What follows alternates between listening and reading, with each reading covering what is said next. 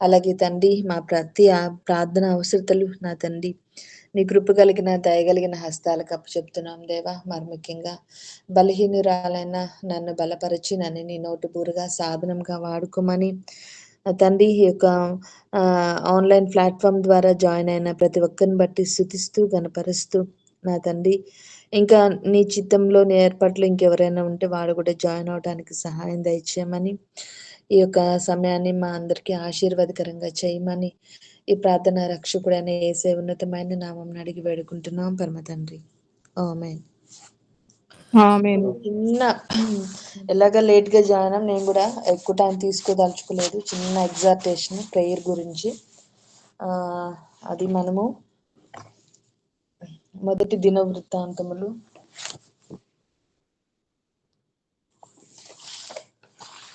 4వ అధ్యాయము 9-10 వచనాలు చూద్దాం.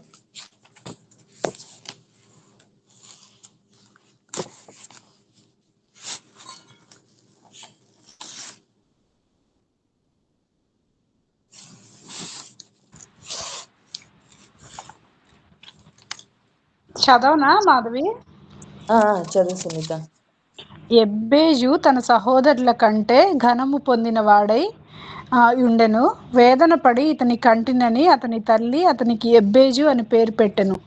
ఎబ్బేజు ఇశ్రాయేలీల దేవుని గూర్చి మొరపెట్టి, నీవు నన్ను నిశ్చయముగా ఆశీర్వదించి నా సరిహద్దును విశాలపరచి నీ చెయ్యి నాకు తోడుగా ఉండ దయచేసి నాకు కీడు రాకుండా దానిలో నుండి నన్ను తప్పించుము అని ప్రార్థింపగా దేవుడు అతని మనవి చేసిన దానిని అతనికి దయచేసెను. Okay okay, thank you. So ఇది మనకి ఎబ్బేజు ప్రార్థన చిన్నది, ఓకేనా.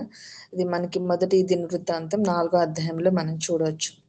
సో ఎబ్బేజు అనే అతను ఎవరనంటే ఇక్కడ మనం చూసినట్లయితే ఎబ్బేజు తన సహోదరుల కంటే ఘనత పొందిన వాడై ఉండెను. ఎందుకు అలా ఉన్నాడు అనేది క్రింద వచనాల్లో మనం చూడొచ్చు. అలా అతను ఏ విధంగా ప్రార్థన చేశారు. అయితే ఇతన్ని వాళ్ళ తల్లి ఎంతో వేదన పడి కనినందున అతనికి ఎబ్బేజు అని ప్రార్థన పెట్టారంట. ఎబ్బేజు అంటేనే వేదన, శ్రమ, బాధ. అంటే ఎంతో వేదన పడి వాళ్ళ తల్లి తనని కనింది కనుక ఆ పేరు పెట్టింది. అంటే మేబీ తన లైఫ్లో అలాంటి స్ట్రగుల్స్లో నుంచే వచ్చి ఉంటాడు. అయితే ఎలాంటి స్ట్రగుల్స్ ఉన్నా తను ఎలా దేవుని దగ్గరికి వచ్చి ప్రార్థన చేశారంటే, ఎబ్బేజు ఇశ్రాయేలు దేవుని గురించి మొర్ర పెట్టాడంట. మరి ఏమని మొర్ర పెట్టాడంటే, నీవు నన్ను నిశ్చయంగా ఆశీర్వదించాలి అని. అంటే దేవుని సన్నిధికి వచ్చి ఒక ఆశీర్వాదాన్ని అడుగుతున్నాడు. దేవుడు తప్ప మనకి ఆశీర్వాదాలు ఎవరు ఇవ్వగలుగుతారు? జీవితంలో సంతోషము, సమాధానము, సమృద్ధి, ఆరోగ్యము, ఆనందము, అంటే ఒక మంచి భవిష్యత్తు కావాలని, ఇవన్నీ మనం ఏది కలగాలని అందరికీ ఉండిద్ది కదా. ప్రతి ఒక్కరి జీవితంలో సంతోషం ఉండాలనుకుంటాము. కుటుంబ సభ్యుల మధ్య, బంధువుల మధ్య, అందరి మధ్య ఎలా ఉండాలి? సమాధానం ఉండాలని కోరుకుంటాము. మరి సమృద్ధి కావాలనుకుంటాము. అంతకంటే ముఖ్యంగా ఆరోగ్యం కావాలని ఉంటుంది. సో అలాగే పిల్లలకి మంచి భవిష్యత్తు కావాలని ఉంటుంది, ఆర్థిక అవసరాలు తీరాలని ఉంటుంది. ఇలా ప్రతి ఒక్కరు కోరుకుంటారు. అయితే అన్నిటికీ ఏం కావాలి? దైవానుగ్రహం కావాలి. అంటే దేవుని యొక్క అనుగ్రహం కావాలి. దేవుని మీద ఆధారపడాలి. అవి కొన్ని మనము ఎంత కష్టపడినా ఆ కష్టాన్ని అనుభవించలేం. అందుకే యెహోవా ఆశీర్వాదము ఐశ్వర్యము నిచ్చును అని ఉంటుంది. సో దట్ మనము సమ్ టైమ్స్ ఎంత పరుగులు తీసి ఈ యొక్క టైంలో చూస్తే అందరూ జాబ్స్ విషయం మార్నింగ్ నిద్ర లేగిస్తే ఈవినింగ్ వరకు ఎలా అంటే రెస్ట్లెస్ లైఫ్ అనమాట. సో ఇంత ఉన్నప్పటికీ కూడా ఆ మనీ సంపాదించడం కొరకు మనం జాబులు చేస్తున్నప్పటికీ అక్కడ ఉండాల్సిన స్ట్రెస్లు అక్కడ ఉంటాయి అన్నమాట. అవునా కదా? పనుల్లో మనము ఎంత బాగా చేసినా ఎక్కడ తప్పు దొరికితే ఎక్కడ మాట్లాడదామని చూసేవాళ్ళు ఉంటారు. ఇంకా రకరకాల మనుషుల మధ్య వర్క్ చేయాల్సిన పరిస్థితి. సో ఇంట్లో తగిన కొన్ని ప్రాబ్లమ్స్ ఉంటే అక్కడ మనం ఎక్కడ వర్క్ చేసే ప్రదేశాల్లో కూడా అక్కడ తగిన సమస్యలు అక్కడ ఉంటాయి. సో ఇవన్నీ ఇలాంటి పరిస్థితుల్లో భావోద్రేకాలతో ఇలాంటి అనారోగ్యాలు, ఒత్తిడి ఇవన్నీ అన్నిటి మధ్య మనకు ఆశ్రయం, దుర్గము ఎవరు అంటే దేవుడు మాత్రమే. సో దేవుని సన్నిధికి వచ్చి మాత్రమే మనం అడగాలి. సమ్‌టైమ్స్ ఎంత కష్టపడి పని చేసినా గానీ ఆ ప్రతిఫలాన్ని అనుభవించలేని పరిస్థితిలో కూడా చాలామంది ఉంటారు. చాలామంది ఉంటారు. సో అలాంటి పరిస్థితి కాకుండా మనం గూడా మరి ఎబ్బేజుకి గూడా ఎంత ఇబ్బందికరమైన పరిస్థితో, ఎంత వేదనో, ఎంత ఎలాంటి పరిస్థితిలో ఉన్నారో ఏమో కానీ, మరి ఇప్పుడైతే ఆయన గూడా దేవుని సన్నిధికొచ్చి, నీవు నన్ను నిశ్చయంగా ఆశీర్వదించాలని అడుగుతున్నాడు. అంతేగాదు కానీ తన సరిహద్దుల్ని విశాలపరచమని అడుగుచున్నారు. తన టెరిటరీస్‌ని ఎక్స్‌టెండ్ చేయమని అడుగుచున్నాడు. అంటే మనము ఆశీర్వాదం అడగటంలో తప్పేం లేదు. సో, మనం ఆశీర్వదించబడి కానీ ప్రతి ఒక్క బిలీవర్ యొక్క లైఫ్ ఎలా ఉండాలంటే, ఇతరులకి ఆశీర్వాదకరంగా ఉండాలి. దేవుడు మనల్ని ఆశీర్వదించాలి. ఆ ఆశీర్వాదాలు దేవుని దగ్గర నుంచి మనం కోరుకోవచ్చు. కానీ మనం ఎలా ఉండాలి? ఇతరులకి బ్లెస్సింగ్‌గా ఉండాలి. సో, మన సరిహద్దులు విశాలపరచమని మనం అడిగినప్పుడు, దేవుడు మనకు మంచి గృహాలివ్వచ్చు, లేకపోతే ఇంకా ప్రాపర్టీస్‌ని పెంచొచ్చు. మన మన యొక్క సాలరీస్ మనం మనం తీసుకున్న దాన్ని ఇంకా మంచి సాలరీ హైక్ చేయొచ్చు. ఏదైనా దేవుడు మనల్ని బ్లెస్ చేయొచ్చు. కానీ ఆ బ్లెస్సింగ్స్‌ని మనమే ఆహ్, మనం మనం మాత్రమే బ్లెస్సింగ్స్ పొంది, మనం మాత్రమే సంతోషంగా ఉండటం కాదు కానీ, ఇచ్చిన గృహాలు దేవుని పని నిమిత్తం వాడబడటానికి, మనకిచ్చిన వస్తువులు కానీ ఆయన నామ మహిమార్థమై వాడబడేలాగా మనము ప్రార్థన చేసుకోవాలి. సో, అలాగే దేవుడు మనకి ఏ తలాంతులు ఇచ్చినా గానీ, అవి దేవుని సన్నిధిలో ఉపయోగించుకోవాలి. సో, ఆ విధంగా మనం ఏం చేయాలి? మనం గూడా అడగొచ్చు దేవుడిని, మన టెరిటరీస్‌ని ఎక్స్‌టెండ్ చేయమని అడగొచ్చు. మరి ఎబ్బేజ్ కూడా ఎంత ఎంత చక్కగా ఎక్స్ ఏమని అడుగుతున్నారంటే, నా సరిహద్దులను విశాలపరచుము. అంటే మేబీ ఇరుకులో ఉండుండొచ్చేమో, లేకపోతే ఆహ్, ఒక తక్కువ తక్కువ అంటే బ్లెస్సింగ్స్ కలిగి ఉండొచ్చేమో. కానీ తనేమన్నాడంటే ఎక్స్‌టెండ్ చేయమని అడుగుచున్నాడు. సో, మనం కూడా అలాంటి ఆ విధంగా మనం దేవుని కూడా అడగవచ్చు. ఇంకా చూసినట్లయితే నీ చెయ్యి నాకు తోడుగా హ్మ్. నీ తోడుగా దయచేసి నాకు కీడు రాకుండా దానిలో నుండి నన్ను తప్పింపుమని ప్రార్థన చేశాడనమాట. ఇంకేం చేయాలి? దేవుని తోడుగా ఉండమంటున్నాడు కదా! నువ్వు నాతోనే ఉండయ్యా. నీ చెయ్యి నాకెప్పుడు తోడుగా ఉండనియ్యయ్యా. అలాగే కీడు రాకుండా దానిలో నుండి నన్ను తప్పించుము అని కదా! సమ్‌టైమ్స్ మనం ఎంత మంచిగా ఉన్నా గానీ, మనకి తెలియని విధంగా కొన్నిసార్లు కీడు అనేది కలగటానికి అవకాశం ఉంటదనమాట. అందుకని ఎబ్బేజు ఏం చేస్తున్నాడనంటే, నా సరిహద్దుల్ని విశాలపరచుము. అంతేకాకుండా నీ చెయ్యి నాకెప్పుడు తోడుగా ఉండాలి కదా! మనకి తోడుగా ఉంటే మనకెంత సేఫ్, సెక్యూరిటీ ఉంటుంది కదా! ఎవరైనా మనం ఒంటరిగా బయటికెళ్ళి ఏదైనా షాపింగ్ చేయాలన్నా, ఎక్కడికన్నా ఒక్కళ్ళే ఎళ్ళేదానికి, ఇంకొకళ్ళని తోడు తీసుకొని వెళ్ళడానికి చాలా వేరియేషన్ ఉండిద్ది. అది వ్యక్తి కూడా కాదు, దేవుడే మనకు తోడుగా ఉంటే ఇంకా మనకెలా ఉండిద్ది? ఎంత అభయము మన జీవితానికి. ఎంత సేఫ్టీ, ఎంత సెక్యూరిటీ. అలాగే తను కూడా ఏమడుగుతున్నాడు? నీ చెయ్యి ఎప్పుడు నాకు తోడుగా ఉంచయ్యా. కదా! చక్కగా అంటే మన చెయ్యి ఆయన పట్టుకొని నడిపిస్తే ఎంత హ్యాపీ కదా! మనకు ముందు భవిష్యత్తు గురించి మనకు తెలీదు. రేపటి దినం గురించి మనకు తెలీదు. సో, అలాంటప్పుడు మన భవిష్యత్తు మనకేంటో తెలీదు. మనము ముందు ఉన్న ఫ్యూచర్ గురించి మనము ఏమి ప్రాపర్‌గా ఎస్టిమేషన్ చేయలేం. కానీ సమస్తమెరిగిన దేవుని చేతిలో మన దేవుని చేతికి మన చెయ్యి అప్పజెప్పినప్పుడు ఆయనే మనల్ని నడిపిస్తాడనమాట. సో, మనం గూడా దేవుని యొక్క చెయ్య మనకెప్పుడు తోడుగా ఉండాలని మనము ప్రార్థన చేద్దాము. అంతేగాకుండా నాకు కీడు రాకుండా దానిలో నుండి నన్ను తప్పింపుము కదా! ఎవరైనా కీడు రావాలని కోరుకుంటారా? ఎవ్వరు అనుకోరు. కానీ ఏంటంటే అది సమ్‌టైమ్స్ ఏదో ఒక విధంగా కీడు అనేది రావటానికి ఛాన్సెస్ ఉంటాయి గనక, అలాగా కీడు రాకుండా దానిలో నుండి నన్ను తప్పింపుము కదా!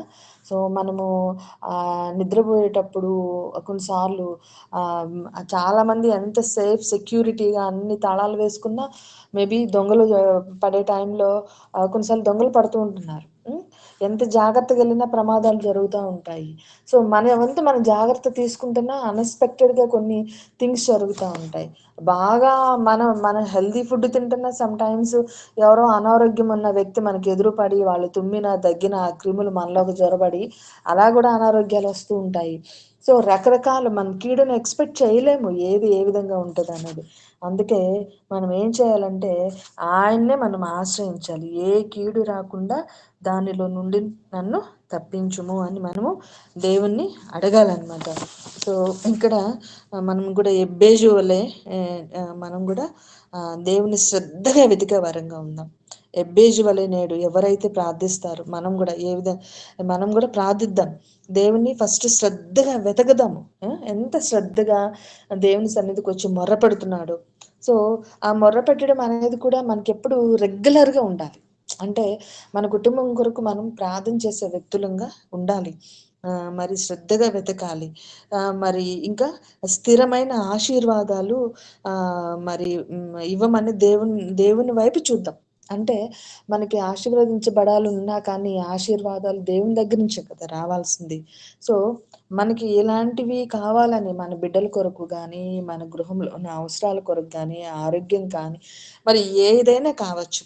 సో మన హృదయ ఆలోచనలు అన్నీ దేవునికి తెలుసు. సో మరి అవన్నీ కూడా మరి మనం దేవుని సన్నిధిలో విన్నవించుకుందాం. ఆయన ప్రభు వైపు మనం చూద్దాము. సో ఈ విధంగా చేయటం వల్ల మనం కూడా మంచిగా దేవుని యందు నుండి ఆశీర్వాదాలు మరి పొందుకుంటాం. అందుకే ప్రార్థన అనేది ఏంటంటే ఎలా చేయాలనంటే మొదట మనము క్రీస్తు నామంలో మనము ప్రార్థన చేయడానికి వెళ్ళినప్పుడు మొదట మనం ఎలా ఉన్నామో మనం ఒకసారి పరిశీలించుకొని పరీక్షించుకొని ఆయన సన్నిధిలో ప్రార్థించాలి. మనము అంటే ఆయనకి ఆయాస్కరమైన మార్గం మనలో ఏమన్నా ఉన్నదా, మన ఆలోచనలు ఎలా ఉన్నాయి, మన తలంపులు ఎలా ఉన్నాయి, సో అన్నీ మనం పరీక్షించుకోవాలి. ఎందుకంటే దేవుడు పరిశుద్ధుడైన దేవుడు. సో అపవిత్రమైన తలంపులు, ఉద్దేశాలు, ఆలోచనలు కలిగి ఉండి మనం దేవుని సన్నిధికి వెళ్ళి ప్రార్థన చేసినా ఆ ప్రార్థన ఆలకింపబడదు. అందుకని మనకు బైబిల్లో కూడా ఉండిద్ది కదా,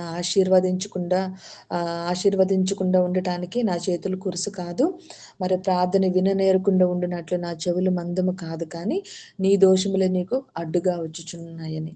అలాగే మనము ఎలా ఉంటున్నాము, మనం ఏమైనా మనలో దేవుని సన్నిధికి రాకుండా దేవునికి మనం ఆయన సన్నిధిని అప్రోచ్ అయ్యి హృదయపూర్వకంగా ప్రార్థన చేయలేకుండా మనకేమన్నా అడ్డుగా ఉన్నాయా, అవి మనం ఒకసారి పరిశీలించుకొని మనం వాటిని విడిచిపెట్టాలి. మన తప్పులు ఏమన్నా చేస్తే దాన్ని క్షమించమని అడగాలి. అలా ఒప్పుకుంటూ దేవుని కృపను బట్టి కృతజ్ఞతలు అర్పిస్తూ, అంటే కేవలం ఆయన కృపే కదా మనం ఈరోజు జీవిస్తున్నాము అని అంటే అది దేవుని కృప. అంతేగాని మనకేదో ఒక ₹1,00,00,000 ఆస్తుందని మనం ఈరోజు సజీవ లెక్కలో లేము. అవన్నీ కాదు, ఏమి కాదు.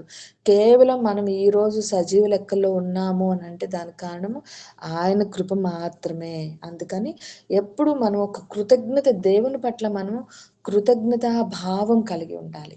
దేవుడు నేను ఇప్పుడు ఈ మాత్రము నేను సజీవ లెక్కల్లో ఉన్నానంటే దేవుని కృప, నేను ఆరోగ్యంగా ఉన్నానంటే అది దేవుని కృప మాత్రమే. ఒకవేళ మనం ఎలాంటి పరిస్థితిలో ఉన్నా మనం వర్క్ చేసుకోగలుగుతున్నాము, పని చేసుకోగలుగుతున్నాము అని అంటే అది దేవుని కృపే. సో మనము ఆయన కృపని జ్ఞాపకం చేసుకుంటూ, అంటే దేవుడు మన ఆర్గాన్స్ అంటే ఒక్కొక్క ఆర్గాన్ ఒక్కొక్క కాస్ట్ అంట. ఎగ్జాంపుల్ ఇప్పుడు మనకి డయాలసిస్, ఎవరికైనా కిడ్నీ ప్రాబ్లం వస్తే డయాలసిస్ చేయాలంటే ఒక 2,000 3,000 అవుతుందంట పర్ డే. కానీ మన కిడ్నీస్ ప్రాపర్గా వర్క్ చేస్తుంది అని అంటే ప్రతిరోజు దేవుడు మనకి ఇండైరెక్ట్గా చాలా అమౌంట్ సేవ్ చేస్తున్నట్టే కదా.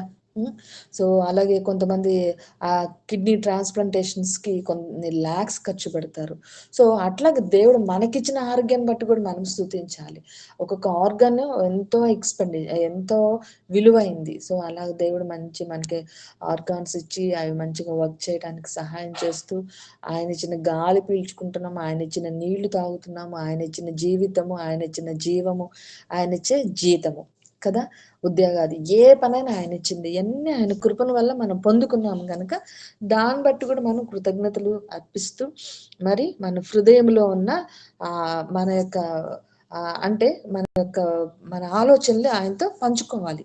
అవి దైవ చిత్తానుసారంగా మనం చేయాలన్నమాట దేవుని.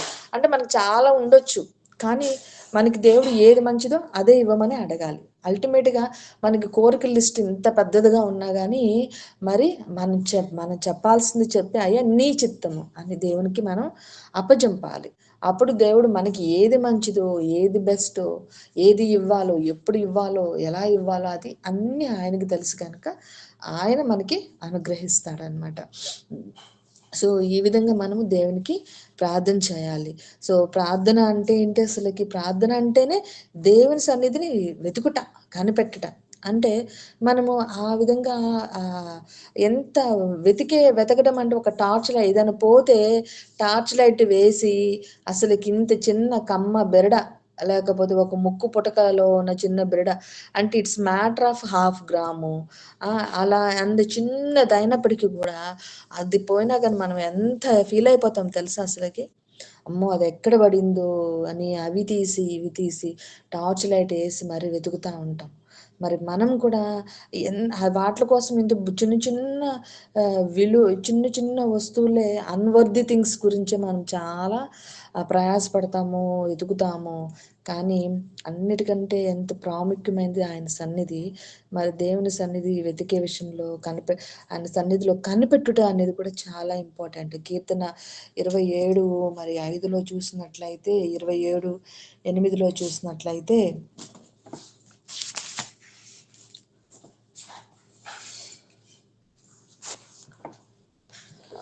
27:8లో చూసినట్లయితే, నా సన్నిధి వెతుకుడని నువ్వు సెలవీయగా, యెహోవా నీ సన్నిధిని నేను వెతికెదనని నా హృదయంలో నీతో అనెను. అంటే ఆయన సన్నిధి వెతకాలి మనం. ఉదయాన్నే లెగిసి ఆయన సన్నిధి వెతకాలి కదా! మరి మనకి ఎప్పుడు టైం ఉంటే అప్పుడు దేవుని సన్నిధిలో మన హృదయాన్ని కుమ్మరించాలి. సో, మన ఆయన సన్నిధిని ఎంతో జాగ్రత్తగా వెతికే వరంగా, మరి ఆయన సన్నిధిలో మన ప్రార్థన విన్నపాలన్నీ విన్నవించుకొని కనిపెట్టే వరంగా ఉండాలి. మరి యోబు 8వ అధ్యాయం 5వ వచనంలో చూసినట్లయితే,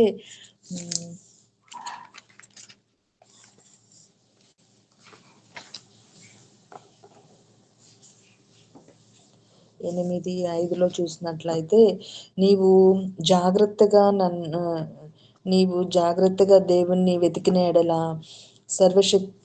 శక్తుడగు దేవుణ్ణి బతిమాలుకొనిన ఎడల, నీవు పవిత్రుడై యథార్థవంతుడైన ఎడల, నిశ్చయముగా ఆయన నీ యందు శ్రద్ధ నిలిపి, నీ నీతికి తగినట్టుగా నీ నివాస స్థలములను వర్ధిల్లింప చేయను. సో, ఆయన ఏం చేస్తాడంటే, మనం వెతకాలి, జాగ్రత్తగా ఆయన సన్నిధి మనం వెతకాలి. ఎందుకంటే ఆయన సర్వశక్తి కలిగిన దేవుడు కనుక. మరి మనం ఎలా వెతకాలంటే, జాగ్రత్తగా దేవుని సన్నిధిని వెతకాలంట. ఆయన సర్వశక్తుడకు దేవుణ్ణి మనము బతిమాలుకోవాలంట. మొదట మీకు చెప్పినట్టుగా మనం ఎలా ఉండాలి? పవిత్రమైన హృదయులు కదా! అంటే నీవు పవిత్రుడై యథార్థవంతుడై ఉన్న ఎడల నిశ్చయముగా ఆయన నీ యందు శ్రద్ధ నిలిపి ఏం చేస్తాడంట? ఆయన నీ నీతికి తగినట్టుగా నీ నివాస స్థలములను ఆయన వర్ధిల్లింపజేస్తాడు. సో, మనం కూడా మన లైఫ్ ఎలా ఉంది అనేది మనం పరిశీలించుకోవాలి. సో, ఎలా అంటే అలా జీవిస్తూ మన దేవుని నుంచి మనం చాలా ఎక్స్‌పెక్ట్ చేయటం అనేది కూడా కరెక్ట్ కాదు. మనము ఫస్ట్ దేవుడు ఆయన పరిశుద్ధుడైన దేవుడు గనుక అసలు మొదట మన దగ్గర నుంచి ఎక్స్‌పెక్ట్ చేసేదేంది? హోలీనెస్. ప్రతిరోజు మనం శాంటిఫై చేసుకోవాలి. మనము ఇల్లు క్లీన్ చేయాలని అనుకుంటాం కదా! ఎందుకంటే ఈరోజు చేశామని వదిలేస్తే మళ్ళీ రేపటికి డస్ట్ వస్తది తెలియకుండానే. ఎవరు చేయాల్సిన పని లేదు. ఆ దుమ్ము, ధూళి వలన ఏదో ఒక విధంగా అది అన్‌హైజీనిక్‌గా అవుతూ ఉంటది. సో, మనం ఎవ్రీ డే క్లీనింగ్ అనేది ఎట్లా ఇంపార్టెంటో, మన లైఫ్‌ని కూడా మనం ఎవ్రీ డే శాంటిఫై చేసుకోవాలి.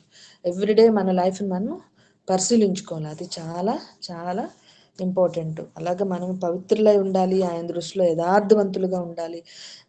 మనం చేయాల్సిన మేలు, మంచి చేయాలి. అంతేగాని మనము ఏదైనా హెల్ప్ చేసినా కపటంతో చేయటము, లేకపోతే పేరు కోసము ఇలాంటివి చేయటం కాకుండా యథార్థంగా ఉండాలి. దేవుడు ఆయన మన యథార్థతను చూసే దేవుడు. అందుకే అంటున్నాడు, నీవు పవిత్రుడై మరి యథార్థవంతుడైన ఎడల నిశ్చయముగా ఆయన నీ యందు శ్రద్ధ నిలిపి కదా. సో ఆయన శ్రద్ధ నిలిపి ఏం చేస్తాడంట, మరి నీ నీతికి తగినట్టుగా నీ నివాస స్థలములను ఆయన వర్ధిలింపజేస్తాడంట. సో మనం కూడా చక్కగా నీతిమంతుల్లాగా ఉండాలి. ఆ విధంగా ఉన్నట్లయితే యోబు అయితే ఏమైనా కోల్పోయినా చివరికి రెట్టింపు ఎలా అయితే పొందుకున్నారో మనం కూడా we need to sanctify our self regularly. మనల్ని మనం పరిశీలించుకుందాం. ఎప్పుడు మనం ఇతరుల వైపు చూస్తూ ఉంటాం, వాళ్ళు అలా ఉంటారు వీళ్ళు ఎలా ఉంటారని, కానీ వాళ్ళ వైపు ఒక ఏళ్ళు చూపిస్తే మన వైపు 4 ఏళ్ళు చూపిస్తాయి అంట. అట్లాగే మనం వాళ్ళ వైపు కాదు కానీ ముందు మన వైపు మనం చూసుకొని మనం ఎలా ఉన్నామో పరిశీలించుకుందాము, పరీక్షించుకుందాము. మరి దేవుని దిక్కునకు చూచి మన ఆత్మని ఎత్తుకోవాలంట. మరి కీర్తన 25:1 చూసినట్లయితే 25:1 చూసినట్లయితే యెహోవా నీ దిక్కునకు చూచి నా ఆత్మను ఎత్తుకునుచున్నాను, నా దేవా నీ యందు నమ్మిక ఉంచి ఉన్నాను, నన్ను సిగ్గుపడనీయకుము. అవును కదా, మనము ఎవరి వైపు చూస్తే ఎలాంటి సహాయం వస్తుంది? చాలాసార్లు మనకి ఏదైనా అవసరత వచ్చినా మనం వాళ్ళ వైపు వీళ్ళ వైపు చూడాలని ప్రయత్నిస్తూ ఉంటాం. హ్యూమన్గా ఏంటంటే ఇతరుల మీద ఆధారపడటానికి ప్రయత్నిస్తాం, కానీ మనము చూడాల్సింది ఆయన వైపు. సో ఆయన దిక్కు, యెహోవా నీ దిక్కు నాకు చూచి నా ఆత్మను ఎత్తుకొనుచున్నాను. ఎంతమంది మనము మనం ఉన్న ఇక్కడ గ్యాదర్ అయిన వాళ్ళలో ప్రతి దానికి ఆయన వైపు చూడాలి. ఆయన వైపు చూడటం అనేది మనము అలవాటు చేసుకుందాం. ఏదన్నా ప్రాబ్లం రాగానే నాకు ఎక్కడి నుంచి ఎవరి ద్వారా సొల్యూషన్ వస్తుంది, వీళ్ళని అడుగుదాం, వాళ్ళని అడుగుదాం, వాళ్ళకి చెప్దాం, వీళ్ళకి చెప్దాము అని చాలా టైం వేస్ట్ చేసుకుంటాము. ఎంతోమంది వైపు చూస్తూ ఉంటాము, కానీ అసలు మన దేవుని దిక్కు చూడము, ఆయన వైపు చూడము. సో ఆయన వైపు చూసి మరి మనం మన ఆత్మని ఎత్తుకొని, నీ దిక్కునకు చూచి నా ఆత్మను ఎత్తుకొనిచున్నాను, నా దేవా నీ యందు నమ్మిక ఉంచి ఉన్నాను, నన్ను సిగ్గుపడనీయకుము కదా. సమ్ టైమ్స్ మనము అలాంటి కండిషన్లకు కూడా వెళ్తాం. కొన్నిసార్లు ఎక్స్పెక్ట్ చేసినవి జరగకపోయినా ఎలా ఎలా అని మనం కొన్ని విషయాల్లో బాధపడుతుంటాం, కానీ మనం ఆయన యందు నమ్మిక ఉంచినప్పుడు దేవుడు మనల్ని సిగ్గుపడనీయడు అనమాట. ఆయన యందు విశ్వాసంతో మనము మన ఆయన వైపు చూద్దాం, మన ఆత్మ ఎత్తి ఆయన్ని, అంటే మనం హృదయపూర్వకంగా మరి దేవుని సన్నిధిలో ఆయన్ని వేడుకుందాం. మరి ఈ విధంగా మనం చేసినట్లయితే దేవుడు తప్పకుండా మన ప్రార్థన ఆయన ఆలకిస్తాడు. ఇంకా చూసినట్లయితే ఎఫెసీ 33:4 చూసిన 3 అధ్యాయము 14 చూసినట్లయితే ఎఫెసీ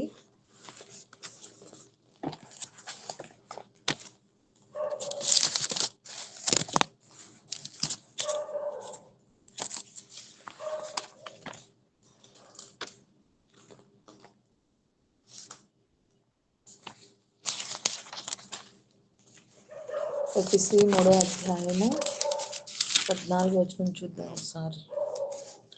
3:14 చూసినట్లయితే ఈ హేతువు చేత పరలోకమందును భూమి యందును ఉన్న ప్రతి కుటుంబమును ఏ తండ్రిని బట్టి కుటుంబం అని పిలువబడుచున్నవో ఉన్నదో ఆ తండ్రి ఎదుట నేను మోకాలుని మీరు అంతరంగ పురుషునియందు శక్తి కలిగి ఆయన ఆత్మ వలన బలపరచునట్లుగాను క్రీస్తు మీ హృదయములలో విశ్వాసము ద్వారా నివసించినట్లుగాను తన మహిమైశ్వర్యము చొప్పున మీకు దయచేయవలెనని మీరు దేవుని సంపూర్ణత యందు సంపూర్ణులగునట్లుగా ప్రేమ యందు వేరుపారి స్థిరపడి సమస్త పరిశుద్ధులతో కూడా దాని వెడల్పు పొడవు లోతు ఎత్తు ఎంతో గ్రహించుకొనుటకు జ్ఞానమునకు మించిన క్రీస్తు ప్రేమను తెలుసుకున్నట్టు ఎందును తగిన శక్తి గలవాడు కావాలని ప్రార్థిస్తున్నాను. ఎన్ని ఉన్నాయో అసలు దీంట్లో కదా. సో మనం దీన్ని క్లియర్గా స్టడీ చేయొచ్చు. అంటే మనం ఎలా చేయాలంటే ముందు ఆయన ఎదుట మోకాళ్ళ మీద ప్రార్థన చేయటం నేర్చుకుందాం. సో ఆయన వైపు మన హృదయంలో ఆయన యందు విశ్వాసం చక్కగా వేరుపారి మరి దేవుని యొక్క మహదేశ్వరం చొప్పున మనము అడుగు వాటికంటే ఊహించే వాటికంటే అత్యధికంగా అనుగ్రహించి దేవుని వైపు మన కన్నులెత్తి చూస్తూ మరి ఆయన సన్నిధిలో మనం విన్నవించుకునే వారంగా ఉందాము. ఓకేనా? సో దేవుడు ఈ వాక్యాలని మన జీవితంలో అవి ఫలింప చేయాలని కోరుకుందాం. నిజంగా ప్రేయర్ అనేది చాలా చాలా ఇంపార్టెంట్. యాజ్ ఎ ఉమెన్గా ఇలాగ ట్యూస్డే మీరు గ్యాదర్ అయ్యి మరి దేవుని సన్నిధిలో మరి అవి పర్సనల్ పాయింట్స్ కావచ్చు, మినిస్ట్రీ పరంగా కావచ్చు, కొన్ని కొన్ని ప్రార్థన అవసరతల కొరకు మీరు ఈ విధంగా గ్యాదర్ అవటం కూడా చాలా మంచి సంతోషించదగిన విషయము. So this is the right time to talk with the god. విలియంగా ఒక భక్తుడు అంటారు, ప్రార్థన అంటేనే దేవునితో మాట్లాడుట అని అంటాడు. దేవుణ్ణి అడగటము, దేవుని దగ్గర నుంచి పొందుకోవటము, మనము మోకరించి దేవుని ప్రేమ మోకరించి ఆయన సన్నిధిలో గడపటము. సో ఇది మనకెంతో ఒక బెస్ట్ అండ్ ప్రెషస్ టైం అన్నమాట. దేవుని సింహాసనం ఎదుట చేరి మరి ఆయన ఆయన యందు మనము మన విన్నపాలు తెలియచేయటం అన్నమాట. సో మన చిత్తాన్ని దేవుని చిత్తానికి లోబరిచి బెస్ట్ ఏంటో దేవుని దగ్గర నుంచి మనం పొందుకోవాలి. సో మన అవసరతలు అన్నీ తీరుతాయని కాదు, కానీ మనం తెలియచేయాల్సింది తెలియచేసి, కానీ దేవుని చిత్తం ఏంటో అనేది మనము ఆయన చిత్తము మన జీవితంలో జరగాలి, ఆయన చిత్తానుసారంగా మనం పొందుకోవాలని మాత్రమే ప్రార్థన చేసేవారంగా ఉందాము. Thank you very much for giving this time. చిన్న ప్రేయర్తో క్లోజ్ చేసుకుందాం. ఏం లేదు. ఓకేమ్మా, నేను చిన్న ప్రేయర్ చేసి దీన్ని క్లోజ్ చేస్తాను. ఓకేనా? పరలోకమందున్న మా తండ్రి, నీ నామం పరిశుద్ధపరచబడును గాక. నా దేవా, నా తండ్రి, మేము అడుగు వాటికంటే ఊహించు వాటికంటే అత్యధికంగా ఇచ్చే దేవా, నీకే వందనాలు స్తోత్రాలు చెల్లిస్తున్నాం మా దేవా. నా తండ్రి, మా ప్రార్థన, నా తండ్రి, ప్రార్థన పరలోక సింహాసనాన్ని కదిలిస్తుంది దేవా. ఆ ప్రార్థన నా తండ్రి సాతాన్ని ఓడింపచేస్తుంది దేవా. మరి ప్రార్థన ద్వారానే మేము ఎలాంటి సహాయాన్ని పొందుకోగలుగుతాం దేవా. కొండలాంటి సమస్యలను కూడా కరిగించేది కేవలం ప్రార్థనే దేవా. నా తండ్రి, అలాంటి ప్రార్థించే ప్రార్థన ఆత్మను మా అందరికీ అనుగ్రహించమని అడుగుచున్నాను దేవా. ఎబ్బేజ్లాగా నా తండ్రి మా టెరిటరీస్ని ఎక్స్టెండ్ చేయమని అడుగుచున్నాను దేవా. మా సరిహద్దులను విశాలపరచం దేవా. మమ్మల్ని ఆశీర్వదించం దేవా. మేము ఇతరులకి ఆశీర్వాదకరంగా ఉండేలాగా ప్రతి ఒక్కరికి సహాయం దయచేయమని ఇచ్చిన సమయాన్ని బట్టి స్తుతిస్తూ గణపరుస్తూ ఈ ప్రార్థన రక్షకుడైన యేసయ్య ఉన్నతమైన నామం అడిగి వేడుకుంటున్నాం పరమ తండ్రి. ఆమేన్. ఆమేన్. Thank you for giving opportunity. Thank you Sunitha. మీ అందరికి కూడా థ్యాంక్స్ తెలియజేస్తున్నాను. ఓకే మాధవి, అడిగిన వెంటనే ఒప్పుకొని వచ్చావు Madhavi. Thank you so much. మంచిగా ప్రేయర్ గురించి మాకు ఒకసారి మళ్ళీ గుర్తు చేసుకోవడానికి ఈ టైం ఇచ్చినందుకు నీకు కూడా మాధవికి కూడా థ్యాంక్స్ తెలియజేస్తా ఉన్నాను. అందరికి వందనాలు. రంజని, గ్లోరీ వందనాలకు. మాధవి యొక్క వందనాలు. వందనాలమ్మా. జ్యోతి సిస్టర్ వందనాలు. జ్యోతి సిస్టర్ కూడా వందనాలు. సునీతక్క వందనాలు. వందనాలు గ్లోరీ. సో ఓకే, అందరు మ్యూట్లోకి వెళ్ళిపోయినట్టున్నారు. ఓకే అక్క, అందరికి గుడ్ నైట్. ఓకే ఓకే మా గ్లోరీ. ఓకే అక్క, గుడ్ నైట్.